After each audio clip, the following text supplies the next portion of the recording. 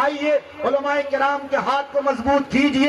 ہمارے اکابرین نے وقف بورڈ قانون پر کیا کہا جانتے ہو آپ؟ پہلے تو جے پی سی یعنی جوائنٹ پارلیمنٹ کمیٹی بنی. جانتے ہو بہت سارے لوگ ہمارے سماج میں بڑھوا لوگ، خاص کر کے بڑھوا لوگ جو خاندانی کانگریس کہلاتے ہیں، میں ان سے بھی کہتا ہوں زیادہ خاندانی کانگریس مت بنیے.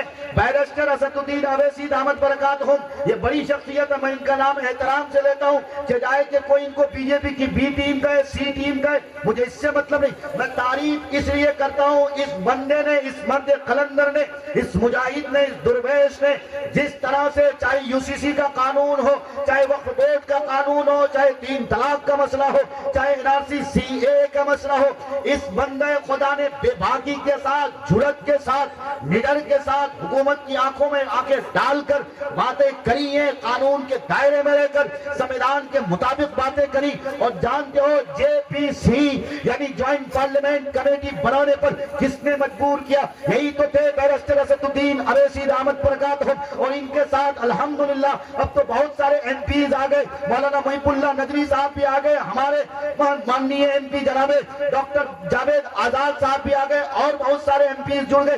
لیکن میں کہنا یہ چاہتا ہوں آنکھیں کس نے کھولی؟ بیرسٹر اسد الدین اویسی صاحب نے کھولی. اور بیرسٹر صاحب نے مولانا خالد سیف اللہ رحمانی دامت برکاتہم کی صدارت میں مسلم پرسنل لاء کے اجلاس میں یہ بات کہی.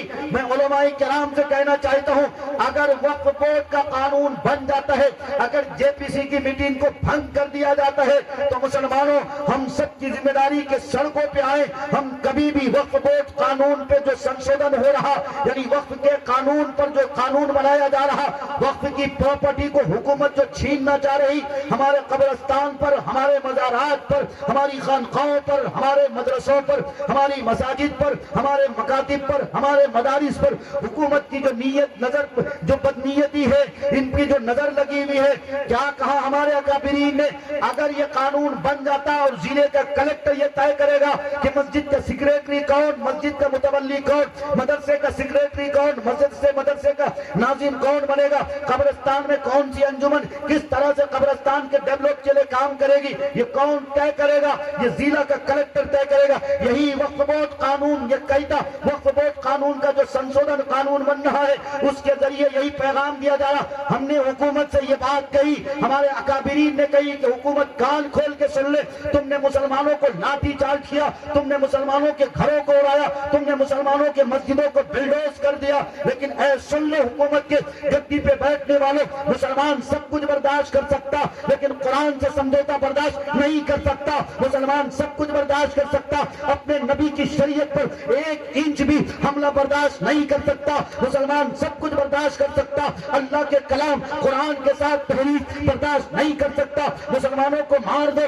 مسلمانوں کے بچوں کو مار دو، مسلمان سب کچھ برداشت کر سکتا، لیکن اپنی شریعت میں ہیرا پھیری یہ مسلمان قطعی برداشت نہیں کر سکتا. ہم اپنی جان بھی نچھاور کر دیں گے، ہم اپنی گردن کٹوا دیں گے، لیکن ہم وہ لوگ ہیں اپنی شریعت کے ساتھ نہ کل کبھی سمجھوتا کیے، نہ آج کریں گے اور نہ آنے والا کل کریں گے انشاءاللہ.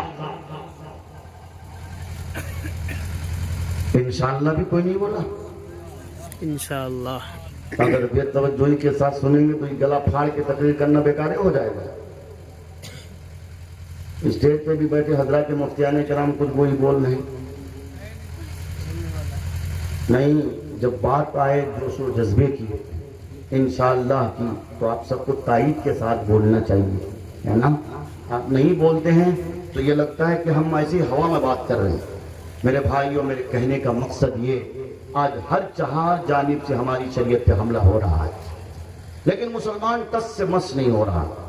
مسلمانوں کی زندگی کل جیسی تھی آج اس سے بدتر ہو رہی ہے صاحب، اس سے بھی بدتر ہو رہی ہے.